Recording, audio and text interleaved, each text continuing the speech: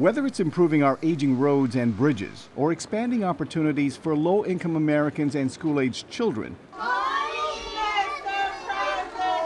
President Barack Obama says it's about making the right choices. As a country, we've got to make a decision if we're going to protect tax breaks for the wealthiest Americans or if we're going to make smart investments necessary to create jobs and grow our economy and expand opportunity for every American. The president proposes paying for some of those programs by eliminating loopholes and raising taxes on wealthy Americans. But Republicans say this budget is nothing more than an election year blueprint, one that Senate Minority Leader Mitch McConnell says is bad for the economy.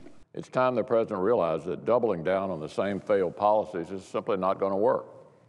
Yet that's just what this budget proposes to do. Those who study economic minutiae are not as harsh in their assessment. Mark Goldwine is a senior policy director at the Committee for a Responsible Federal Budget. I do think the president importantly focuses on investments, and I appreciate that he actually does reduce the deficit in this budget, but I don't think he goes nearly far enough. That's because discretionary spending, which includes things such as job training and transportation projects, makes up less than a third of the nearly $4 trillion the government will spend next year. The largest share will go towards paying fixed costs for entitlement programs such as Social Security and Medicare. The smart thing to do would actually be to accompany entitlement reform and immigration reform.